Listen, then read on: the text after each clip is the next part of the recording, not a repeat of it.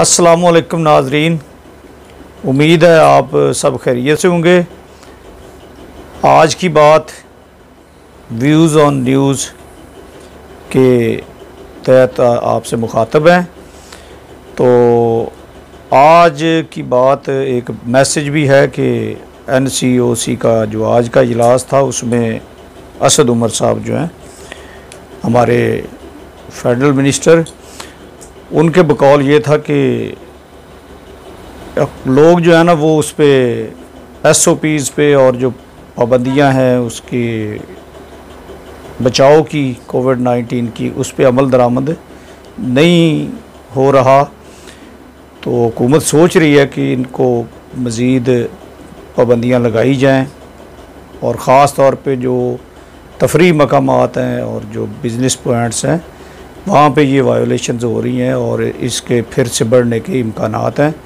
तो आपसे रिक्वेस्ट है कि इसको बिल्कुल लाइट ना लें, बल्कि जिस हद तक मुमकिन है इस पे SOPs पे अमल दरामद जारी रखें।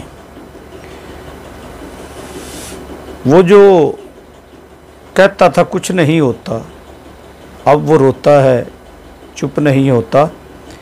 पता नहीं ये शेर क्यों मुझे याद आया जब अपोजिशन की आज की हमारी अपोजिशन जो है उसकी कारकर्दगी और उसके जो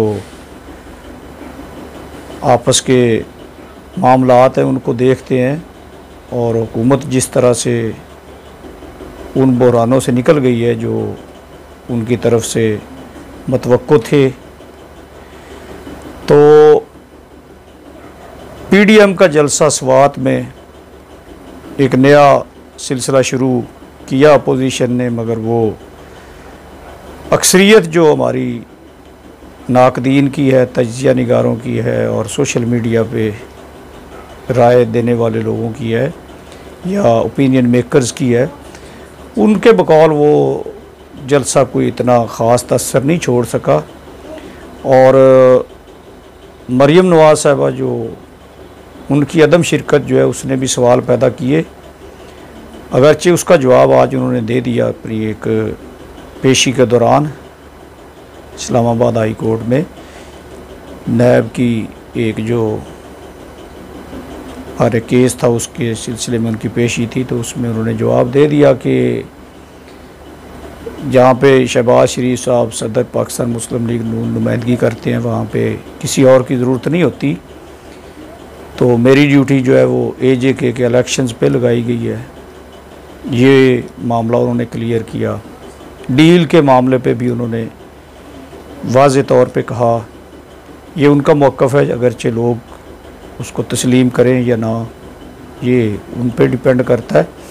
उनका ये कहना था कि इस मौका पे डील करना पागलपनी होगा और किस से डील करेंगे और हम क्यों डील करेंगे।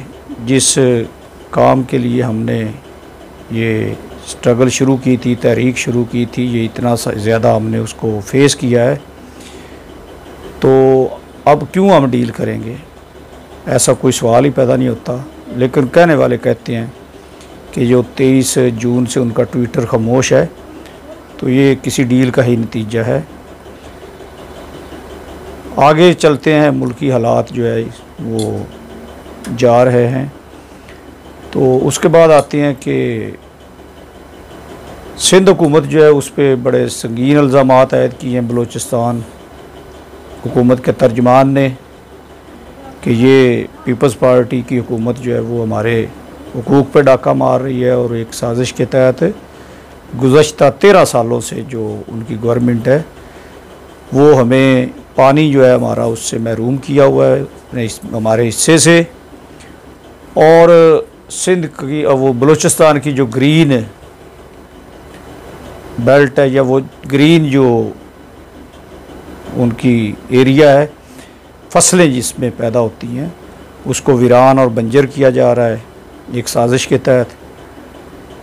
तो जबकि सिंध जो है वो मुसलसल ये इल्ज़ाम लगाता है वफाक पर और पंजाब पर कि वो हमारे हिस्से का पानी नहीं दे रहे। तो ये एक लियाकत शवानी जो है वो उन्होंने बाकायदा इसका जो तर्जुमान है बलूचिस्तान गवर्नमेंट के, उन्होंने तफसीलात बताई हैं। और सिंध गवर्नमेंट से पीपल्स पार्टी की बात जो है वो ख़त्म नहीं होती, आगे चलती है कि ज़रदारी साहब जो हैं उनका आजकल इलाज जारी है। और ये भी कहा जाता है कि पाकिस्तानी सियासतदान जो हैं ये अपने सारे मामलात इंजाम दे रहे होते हैं, और जब कहीं इन पे कोई केस बनता है या इनको गिरफ़्तारी का ख़तरा होता है तो ये बीमार पड़ जाते हैं। तो ऐसा ही कह रहे हैं कि ज़रदारी साहब भी पार्लियामेंट में आए, उन्होंने अपनी सारी सियासी मसरूफियात की, और अब कहते हैं कि न्यूयॉर्क में नैब ने कोई एक उनका अपार्टमेंट जो है वो ऐसा मिला है जिसकी मनी ट्रेल जो है वो मांगी गई है ज़रदारी साहब से कि आपने इसका कोई बताएं कि ये कैसे ख़रीदा है। तो इस सिलसिले में उन्होंने इस्लामाबाद हाई कोर्ट में प्री अरेस्ट और हिफाजती जो ज़मानत है उसके लिए अप्लाई किया। वकील उनके थे फ़ारूक एच नाइक जो परमानेंटली उनके वकील हैं। तो उन्होंने कोशिश की कि उनकी बीमारी का जवाज़ बना के बेल मंजूर करवाई जा सके, मगर अदालत ने साफ़ लफ्ज़ों में कह दिया कि ये कोई प्रेसिडेंट इस तरह से सेट हो जाएगी, और जिसने ये प्री अरेस्ट बेल लेनी होती है उसका अदालत में पेश होना ज़रूरी है। तो इस तरह से ज़रदारी साहब, अगरचे वो फ़ारूक एच नाइक साहब का मौक़िफ़ था कि ऐसी नज़ायर अदालती नज़ायर पहले से मौजूद हैं, लेकिन अदालत ने कहा कि हम इसमें नहीं जाते और हम कोई ऐसी प्रेसिडेंट नहीं सेट करना चाहते। तो अब फ़ारूक एच नाइक साहब ने फिर कहा है कि हम कल ज़रदारी साहब को पेश कर देंगे एयर एम्बुलेंस के ज़रिए से, और गालिब इम्कान है कि अगर वो पेश हो जाते हैं फ़िज़िकली तो उनकी ज़मानत हो जाएगी। लेकिन नाज़रीन, ये केस ज़रदारी साहब का जो ज़राए बता रहे हैं या जो तज्ज़िया नगार हैं उनके बकौल ये उनका पनामा बनने जा रहा है, और ये केस जो है इसमें वो बड़ी बुरी तरह फंस गए हैं।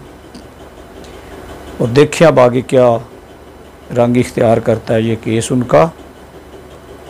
ये ज़रदारी साहब का मामला है, और जो तफसीली मामला है हमारे सामने इस वक्त वो है एक सीनियर एंकर जो हैं ARY के अरशद शरीफ साहब, उनका एक नौजवान सहाफ़ी यूट्यूबर और बड़े पॉपुलर नौजवान सहाफ़ी सदीक जान पर फ़िज़िकल असॉल्ट और उनको बाकायदा मुक्के मारना और तशद्दुद उन पे करना, और एक ऐसे जगह पे जहाँ पे उनको सहाफ़ियों को खाना दिया गया था प्रोटोकॉल के तहत।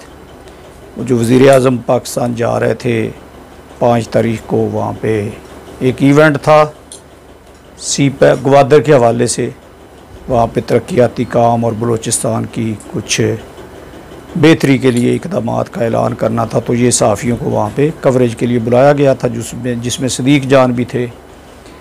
तो अब ये मामला सोशल मीडिया पे काफ़ी आ चुका है, ख़बरों की ज़ीनत बना हुआ है। तो अब इसमें 2 लोगों का मौक़िफ़ मैंने सुना है, यूट्यूबर्स ने ये बताया है। एक साजिद गोंदल साहब हैं, उनके बकौल ये है कि ये अरशद शरीफ साहब की कोई पुरानी रंजिश थी उनके साथ, कोई कंटेंट राइटर थे अपने आसमा शराजी साहबा, हमारी जो मरूफ जर्नलिस्ट हैं, एंकर हैं, उनके, तो उनकी मिसिज़ की कोई सुसाइड या मर्डर हुआ था। तो उसमें जो अली सलमान अलवी हैं वो उनके हस्बैंड थे, उन पे ये केस किया गया उनके मर्डर का बाकायदा, और उन्होंने कहा कि इसमें मेरा कोई रोल नहीं है। तो ये सदीक जान साहब जो है इनको उनका दोस्त बताया जाता है। तो अरशद शरीफ साहब, अब दूसरा जो इसमें आई विटनेस के तौर पे मौक़िफ़ दिया है वो तारक मतीन साहब ने दिया है, और वो कहते हैं कि मैं आई विटनेस था वहाँ जब ये वाक़या हुआ, और मैं इस पर कुछ वीडियो करना नहीं चाहता था, लेकिन मुझे चूँकि इल्ज़ाम दिया गया कि तारक मतीन साहब के सामने एक नौजवान को मारा गया और उन्होंने चूड़ियाँ पहनी थी और वो उन्होंने कोई वहाँ पे आवाज़ नहीं उठाई और उसको बचाव नहीं कराया। तो कहते हैं इस हवाले से फिर मैं ये बता रहा हूँ। तो इन दोनों का मौक़िफ़ जो है ना वो लेने के बाद ये चीज़ वाज़ेह होती है कि सरदस्त वहाँ पे सदीक जान साहब का उनके साथ कोई तनाज़ा नहीं था, कोई इशू नहीं था। वो एक मुल्की लेवल का, इंटरनेशनल लेवल का इवेंट था जिसकी कवरेज के लिए दोनों मदऊ थे। और अब देखें, पार्लिमान के अंदर जब कोई वाक़या होता है, जब कोई और इदारा थोड़ा सा इधर उधर होता है, तो सहाफ़ी हज़रात जो है उस पर नासे बन जाते हैं कि जी वकला गर्दी है जी, पुलिस की दहशत गर्दी है जी, और ताकतवर इदारे जो मुख्तदर हल्के हैं जी वो मतलब लोगों को मुख्तलिफ़ तरीक़ों से ब्लैकमेल करते हैं और तंग करते हैं और उन पर तशद्दुद करते हैं और उनको गायब कर देते हैं। ये इस तरह की बेशुमार सियासतदान कोई किसी से हो जाए तो उस पर भी लंबे चौड़े लेक्चर और वाज। तो मीडिया को तो फिर एक मिसाल होना चाहिए, क्योंकि जो वो है ना कि इस्लाम में भी कि जो आप करते नहीं हो वो कहते क्यों हो। तो अरशद शरीफ साहब ने जब उसको मुक्का मारा, जब खाना खा के उठे तो उनकी टेबल के पास से गुजरते हुए, फिर उसके साथियों ने उसको मारा, तो उनसे तारक मतीन साहब के बकौल के जब पूछा, मैंने बीच बचाव कराया और कहा कि बॉस, यानी कि वो कहते हैं ये मेरे सीनियर थे और वो मेरे जूनियर हैं सदीक जान, तो ये मेरे, मैं इनको बॉस कहता हूँ, ये मेरे 8 साल इनके साथ मैंने काम किया है, इनकी क़यादत में, इनकी वो हेडशिप में। तो इनसे कहा गया कि बॉस ये आपका स्ट्रेचर नहीं है कि आप इस तरह की हरकत करें। लेकिन मैं तो कहता हूँ कि क्यों, मतलब इस बात पे भी नहीं होना चाहिए कि हो ना हो, लेकिन किसी भी लेवल का बंदा हो तो उसको ये नहीं, कानून को अपने हाथ में नहीं लेना चाहिए। और ख़ास तौर पे जो सुबह शाम हमें ये दर्स देते हैं उनको तो ख़ास तौर पे इसमें बड़ी एहतियात करनी चाहिए।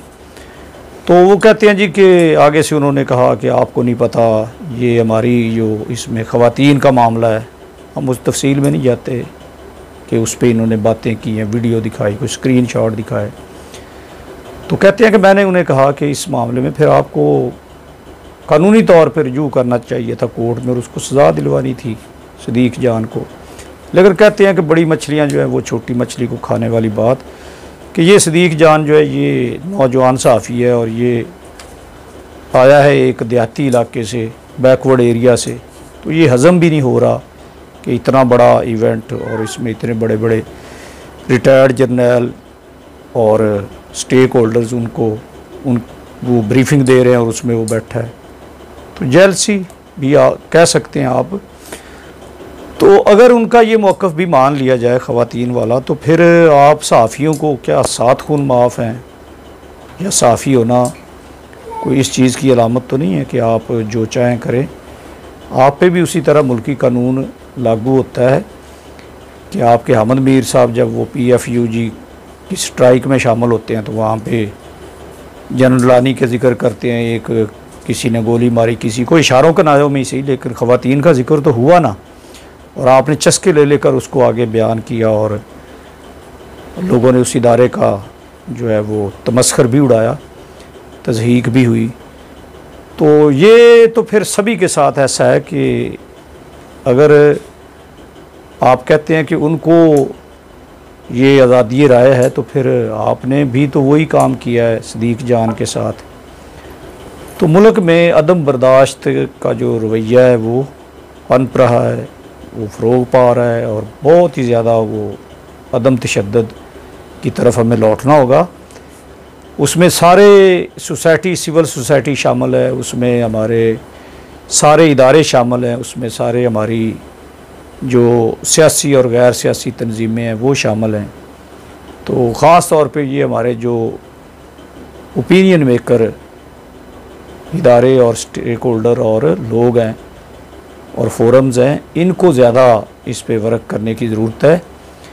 तो हम इस पे इस वक्त कोई फ़ैसला करने, देने या सुनाने की पोजीशन में नहीं, या कोई हतमी राय कायम करने। दोनों जो फ़रीक़ैन हैं उनका मौक़िफ़ आपके सामने रखा है, और ये आज की बात आज की जो चीज़ें थी मुल्क में हो रही थी, होने जा रही हैं, उन पे आपके साथ एक हल्का फुल्का सा ये बातचीत का सिलसिला हमने किया।